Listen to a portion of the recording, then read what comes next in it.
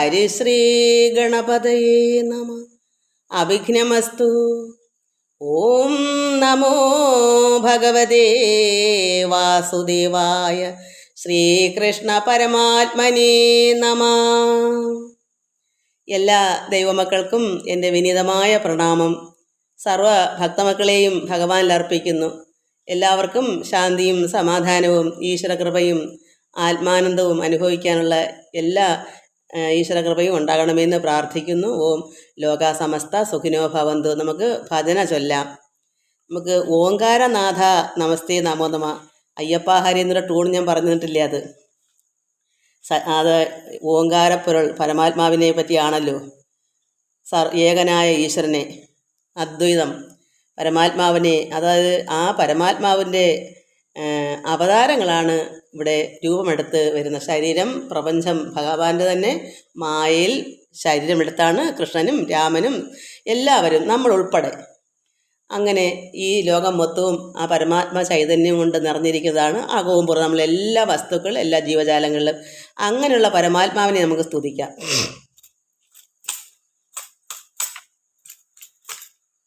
ഓംകാരനാഥ നമസ്തേ നമോ നമ. സച്ചിദാനന്ദമൂർത്തേ നമോ നമ. ഓംകാരനാഥ നമസ്തേ നമോ നമ. സച്ചിദാനന്ദമൂർത്തേ നമോ നമ. സർവവിശ്വൈകനാഥ നമോ നമ. കാത്തുകൊള്ളണേ. ഓംകാരനാഥ നമസ്തേ നമോ നമ. സച്ചിദാനന്ദമൂർത്തേ നമോ നമ.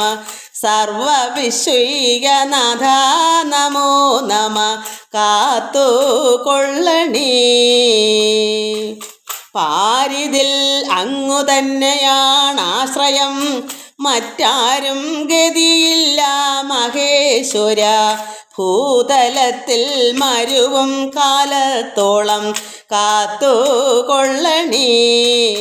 പാരിതിൽ അങ്ങു തന്നെയാണാശ്രയം, മറ്റാരും ഗതിയില്ല മഹേശ്വര. ഭൂതലത്തിൽ മരുവും കാലത്തോളം കാത്തുകൊള്ളണേ. എന്നെ ഞാനായി തിരിച്ചറിയാനുള്ള ജ്ഞാനശക്തി മറയ്ക്കല്ലേ ദൈവമേ. ഓർമ്മശക്തി നിലനിന്നു പോരണം അന്ത്യനാൾ വരെയും. എന്നെ ഞാനായി തിരിച്ചറിയാനുള്ള ജ്ഞാനശക്തി മറയ്ക്കല്ലേ ദൈവമേ. ഓർമ്മശക്തി നിലനിന്നു പോരണം അന്ത്യനാൾ വരെയും. സർവസൃഷ്ടിയും അങ്ങാണെന്നുള്ളൊരു ബോധം കൈവിട്ടു പോകല്ലേ ദൈവമേ. ആനന്ദ സ്വരൂപ നിന്നുടെ മക്കൾ ആനന്ദ കുട്ടികൾ. സർവസൃഷ്ടിയും അങ്ങാണെന്നുള്ളൊരു ബോധം കൈവിട്ടു പോകല്ലേ ദൈവമേ. ആനന്ദ സ്വരൂപ നിന്നുടെ മക്കൾ ആനന്ദ കുട്ടികൾ. ദൈവമേ ഞങ്ങൾക്ക് ആനന്ദം നൽകണേ. ആനന്ദം പരമാനന്ദമീശ്വര. സർവമക്കളും അങ്ങയെ വാഴ്ത്തുന്നു. സഹസ്രകോടി പ്രണാമം. ദൈവമേ ഞങ്ങൾക്ക് ആനന്ദം നൽകണേ. ആനന്ദം പരമാനന്ദമീശ്വര. സർവമക്കളും അങ്ങയെ വാഴ്ത്തുന്നു. സഹസ്രകോടി പ്രണാമം. ഇനി നമുക്ക് ഞാൻ എഴുതിയ നാമം ചൊല്ലിയത്. ഇനിയും കൃഷ്ണഹരേ ജയ എന്നുള്ള നാമം അതും ഞാൻ എഴുതിയതാണ്. കാരണം അനുഗ്രഹം നൽകണേ വിശ്വനാഥ. വാഴ്ത്തി നമ്മളെപ്പോഴും ഭഗവാനെ വാഴ്ത്തി സ്തുതിക്കണം.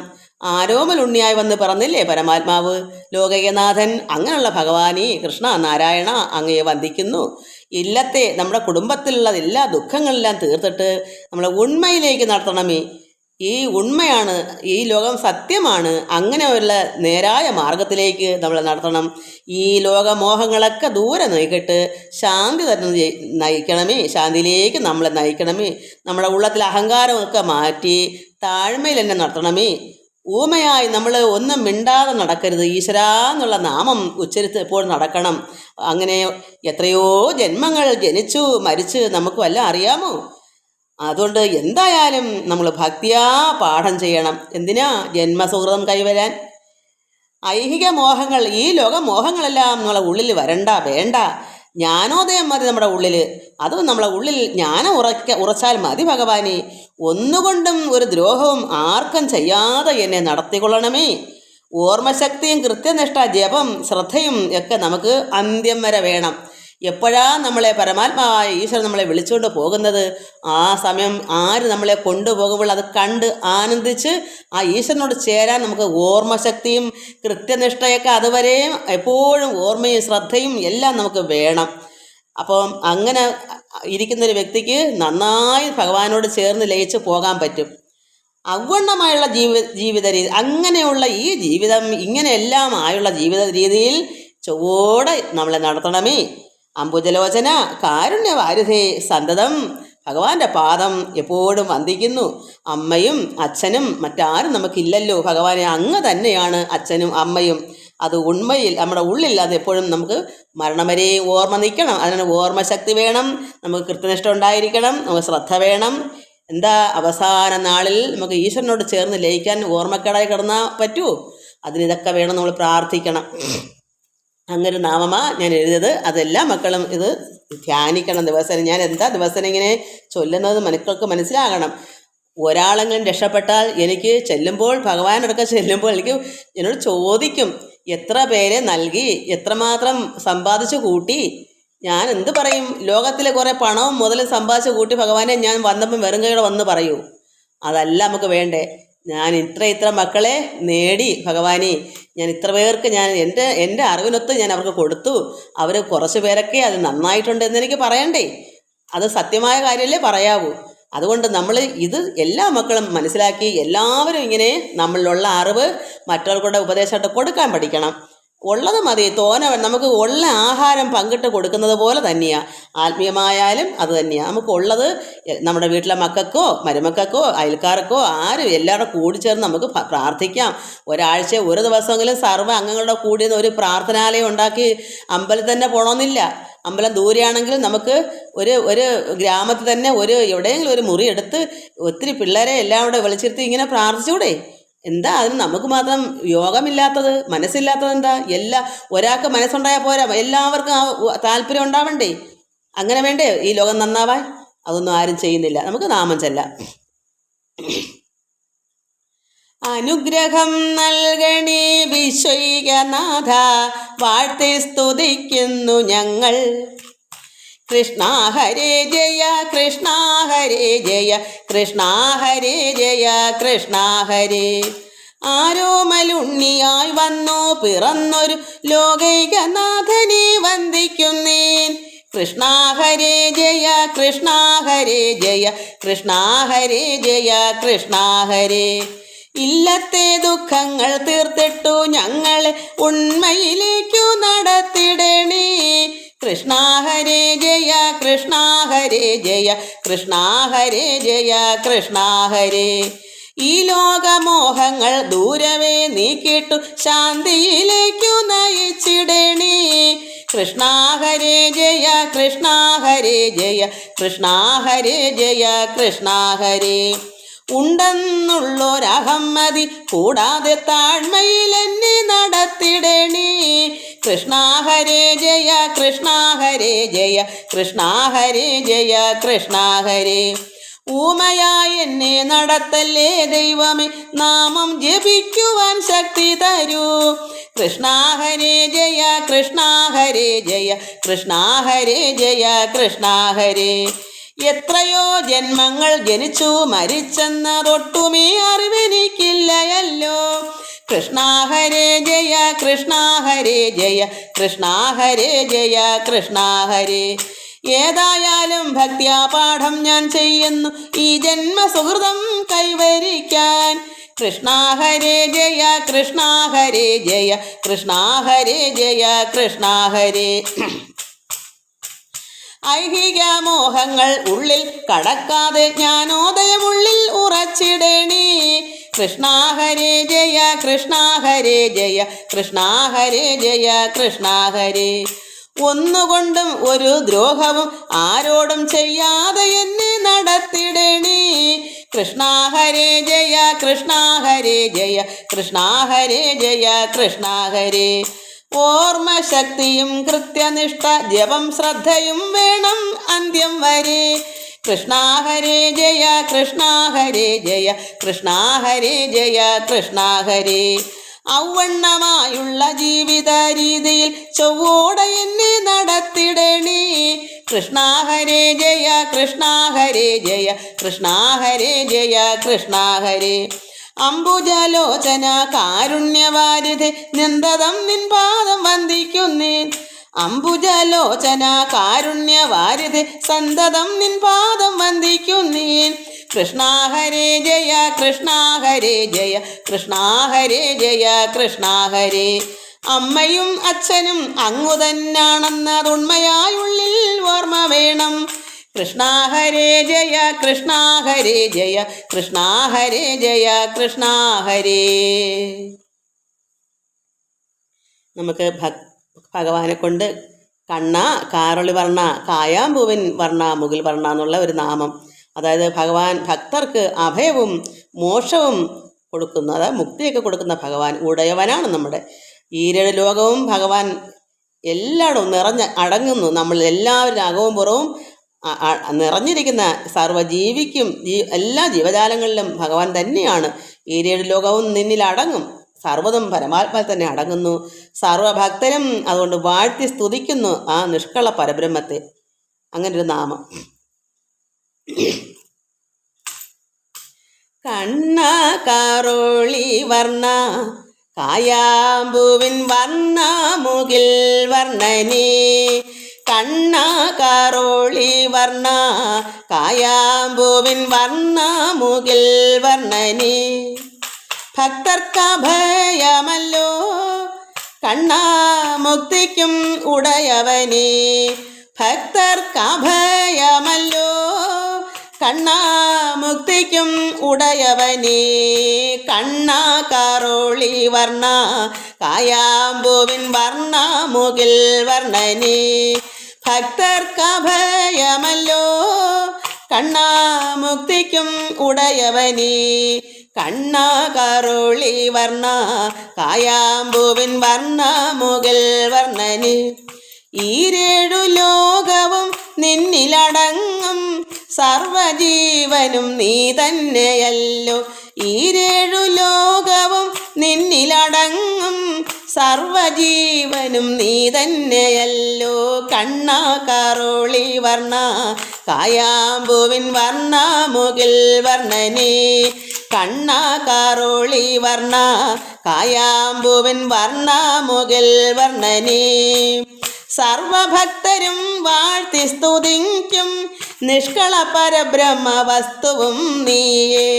സർവഭക്തരും വാഴ്ത്തി സ്തുതിക്കും നിഷ്കള പരബ്രഹ്മ വസ്തുവും നീയേ. കണ്ണ കാരോളി വർണ്ണ കായാമ്പൂവിൻ വർണ്ണ മുകിൽ വർണ്ണനേ. കണ്ണ കാരോളി വർണ്ണ കായാമ്പൂവിൻ വർണ്ണ മുകിൽ വർണ്ണനേ. നമുക്ക് അമ്മയെ കൊണ്ട് ഒരു നാമം ചൊല്ലാം.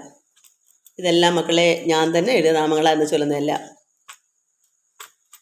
വരദായികേ ദേവി ലളിതാംബികേ കനിയേണം നീയെന്നും മൂകാംബികേ. വരദായികേ ദേവി ലളിതാംബികേ കനിയേണം നീയെന്നും മൂകാംബികേ. ലോകമാതാവേ ഭുവനേശ്വരി ആനന്ദം ചൊരിയേണം ജീവനാഥേ. ലോകമാതാവേ ഭുവനേശ്വരി ആനന്ദം ചൊരിയേണം ജീവനാഥേ. വരദായികേ ദേവി ലളിതാംബികേ കനിയേണം നീയെന്നും മൂകാംബികേ. അമ്മേ നിൻ ശക്തിയാൽ നിറയ്ക്കണമേ വീഴാതെ തളരാതെ നിർത്തേണമേ.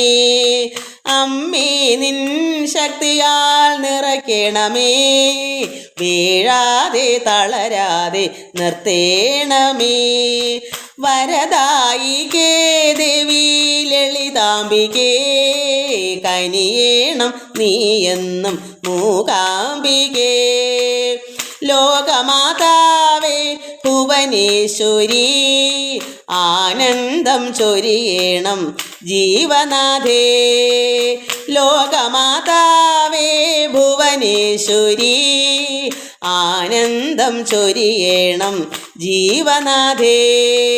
അമ്മേ നിൻ ശക്തിയാൽ നിറയ്ക്കണമേ, വീഴാതെ തളരാതെ നിർത്തേണമേ. അമ്മേ നിൻ ശക്തിയാൽ നിറയ്ക്കണമേ, വീഴാതെ തളരാതെ നിർത്തേണമേ. വരദായികേ ദേവി ലളിതാംബികേ, കനിയേണം നീയെന്നും മൂകാംബികേ.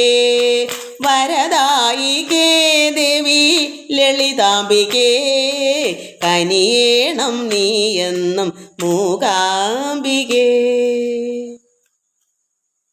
നമുക്ക് ഭക്തമക്കൾക്ക് വളരണം കണ്ണ എന്നുള്ള നാമം നമ്മളെല്ലാവരും ഇപ്പോഴുള്ളതിനേക്കാൾ ഓരോ ദിവസം ചെല്ലുന്തോറും വളരണം. നമ്മളെ പ്രായം കഴിഞ്ഞ് നമ്മൾ ഇന്നത്തെ നാളെ വേറൊരു ലുക്കാണല്ലോ, വളർന്ന് അതുപോലെ നമുക്ക് ജ്ഞാനം, അറിവ് ഇത് നമുക്ക് വളരണം.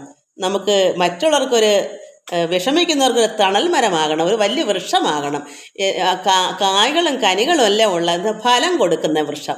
നമുക്ക് എന്താ ഒരാൾക്ക് വേണ്ടുന്നവർക്ക് ഒരു ദാഹജലമോ അല്ലെ വിശപ്പിന് ആഹാരമോ, അതല്ല ദുഃഖത്താൽ വിഷമിക്കുന്ന ഒരു നല്ലൊരു നോട്ടമോ ഒരു പുഞ്ചിരിയോ ഒരു വാക്കുകൊണ്ടോ ആശ്വാസം കൊടുക്കാമെങ്കിൽ അങ്ങനെ, ധനം കൊണ്ടാണെങ്കിൽ അങ്ങനെ. അപ്പോൾ വിശക്കുന്നവർ ക്ഷുത്തിനാൽ വലയോർക്ക് വിശക്കുന്നവർക്ക് ഫലപ്രദമാകണം. നമ്മൾ വേദനിക്കുന്നവർക്കൊരു ആശ്വാസം നമുക്ക് പകരാനോ ധനം കൊണ്ടോ എന്തുകൊണ്ടെങ്കിലും ഒരു ആശ്വാസം, അങ്ങനെ ഒരു വൃക്ഷമായി നമ്മൾ വളരണം. ലോക നന്മയ്ക്ക് നമ്മൾ ജീവിക്കണം, നമ്മളെല്ലാവർക്കും നന്മയുള്ളവരായി തീരണം. അതാണ് നമ്മൾ വളരണം. അത് നമുക്ക് അറിവ് വളരണം. നമുക്ക് അറിവും വന്നെങ്കിൽ മാത്രമേ ഇതെല്ലാം ഒത്തുവരൂ. എല്ലാം ഒത്തുവരണം. നമുക്ക് എല്ലാ ജ്ഞാനവും നമുക്ക് ഉണ്ടാകണം. ജ്ഞാനവും വളരണം, അതായത് അറിവും സമ്പാദിക്കണം, ഭക്തി വർദ്ധിക്കണം.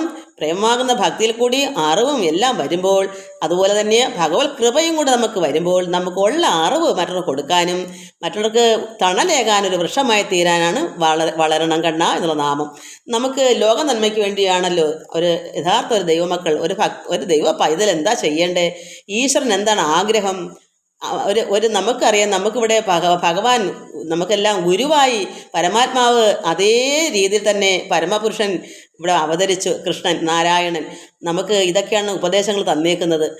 അതിന് ശേഷവും ഒരുപാട് പ്രഭാഷകന്മാർ നമുക്ക് വന്നിട്ടുണ്ട്. അത് ഗുരുദേവനായാലും കർത്താവായ യേശുദമ്പരനായാലും മറ്റാരായാലും ഇതെല്ലാം നന്മയാണ് തന്നേക്കുന്നത്. ആരും തിന്മയല്ല, നല്ല നല്ല ഗുരുക്കന്മാരാണ് അവരൊക്കെ. അപ്പോൾ ഇത് ഇന്നും ഇനിയും അങ്ങോട്ടങ്ങോട്ട് ബൈബിളിലും കിടക്കുന്നത് എന്താണ്? കൊയ്ത്ത് അനേകമുണ്ട്, കൊയ്ത്തുകാരോ ചുരുക്കം.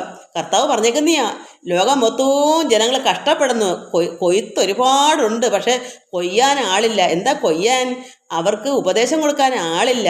ഒരു പ്രവാചകൻ വന്നാൽ മതിയോ ഈ ലോകം മൊത്തം നന്നാക്കാൻ? അതുകൊണ്ട് അവിടെ ഓരോ നല്ല നല്ല പ്രവാചകന്മാർ, നല്ല ഭക്തന്മാർ, വിവരമുള്ള അറിവുള്ള ജ്ഞാനികൾ എല്ലായിടവും ഉണ്ടെങ്കിൽ ഉപദേശങ്ങൾ കൊടുത്ത് മറ്റുള്ളവർക്ക് നല്ല വഴി കാട്ടിക്കൊടുക്കാൻ, നേരായ മാർഗത്തിലേക്ക് നയിക്കാൻ ആരെങ്കിലും പറഞ്ഞു കൊടുക്കണ്ടേ? അല്ലാതെ എങ്ങനെ അറിയും? വെറുതെ ഒരു വീട്ടിലൊരാൾ, ഒരു കുട്ടി ജനിച്ചാൽ അമ്മയോ അച്ഛനോ മറ്റോ ഗുരുക്കന്മാരോ പറഞ്ഞു കൊടുക്കാതെ നമ്മൾ തനിയെ പഠിക്കാൻ പറ്റുമോ ഇതൊക്കെ? അതുകൊണ്ട് ഇതൊക്കെ മനസ്സിലാക്കാൻ ഒരു കൊയ്ത്തുകാർ വേണം. ഒരുപാട് കൊയ്ത്ത് കിടപ്പുണ്ട്, ജനങ്ങൾ കഷ്ടപ്പെടുന്നുണ്ട്. നമ്മളിവിടെ വിത്ത് വിതച്ചിട്ടതുപോലെ ജനങ്ങൾ വർദ്ധിച്ച് കിടക്കുന്നു, പക്ഷേ കൊയ്യാൻ ആളില്ല. ഇവരൊക്കെ നേരായ മാർഗത്തിലേക്ക് നയിക്കാൻ ഇവിടെ ആളില്ല. ആൾ വന്നാലും അവരെ പിന്തിരിപ്പിച്ച് കളയാൻ ഇവിടെ സാത്താനും കൂടെ ഉണ്ട്. അപ്പോൾ ഈ സാത്താൻ കഠിന ശക്തിയോട് തന്നെ വരും.